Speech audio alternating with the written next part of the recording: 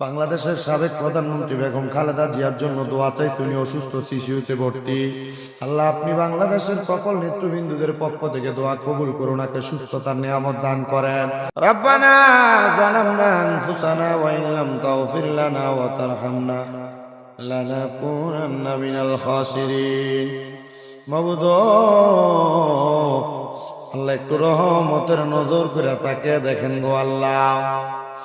এই কুমিল্লা জেলার শহরের অন্তর্ভুক্ত দৌলতপুর জামে মসজিদের মধ্যে আমার কতগুলা কলিজার টুকরা দাড়ি পাকা মুসল্লি বাবারা, যুবক নওজোয়ান ভাইয়েরা, ছোট ছোট মাসুম বাচ্চারা, পর্দার অন্তরালের আমার মা বোনেরা, জুমাদা সানির আল্লাহ প্রথম জুমার নামাজ আদায় করার পরে আল্লাহ সুন্দর মজলিস আল্লাহ মিলাদে মুস্তফা আদায় করে তোমার শাহিন শাহী পাক দরবারে গুনাহগার কাঙ্গালের বেশি দুইটা হাত বাড়াইছে আল্লাহ।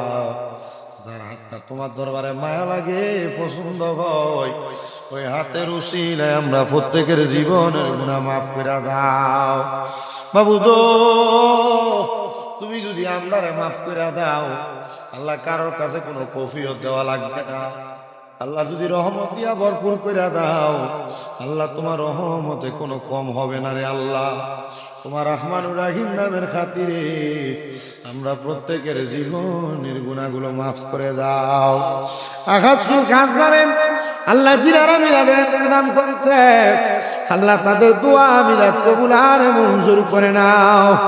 আমাদের যাদের মা নাই বাবা নাই আল্লাহ, তাদের মা বাবার কবর নাজাতের ফয়সালা করে দাও।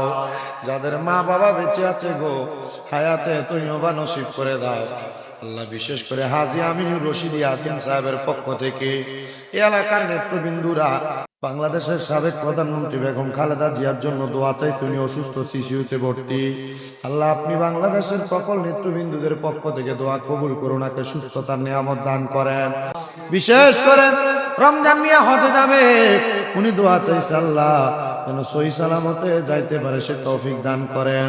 ওনার মৃত আত্মীয় স্বজনদেরকে মাফ করে দেন, আমাদের প্রত্যেকের মনের নেক মাকসুদ গুলো আপনি পূরণ করেন আল্লাহ। বিশেষ করে আমার একজন ভক্ত ইন্তেকাল করেছে, জনাব আব্দুল জব্বার সাহেবের আম্মা জান ভৈরবে, আল্লাহ তিনাকে আপনি মাফ করে দেন আল্লাহ। এমন ভাবে যারা যারা দোয়া চায়, বিশেষ করে বালুতুফার আমার মেনশনের আমানুল্লাহ আমান ভাই, উনিও দোয়া চাইছে, একটা মুসিবতের মধ্যে আছে আল্লাহ, আপনি ওনাকে মুসিবত থেকে উদ্ধার করে সুস্থতার জিন্দেগি নসিব করেন আল্লাহ। এমন ভাবে দৌলতপুর এলাকার যত ভাই বাবারা মা বোনেরা মুনাজাত ধরে আল্লাহ, প্রত্যেকের মুনাজাত গুলা কবুল মঞ্জুর করেন, সবার অভাব দূর করে দেন আল্লাহ, রোগ থেকে মাফ করে দেন আল্লাহ, অভাব অনটন দূর করে আল্লাহ, বিপদ থেকে উদ্ধার করে দেন।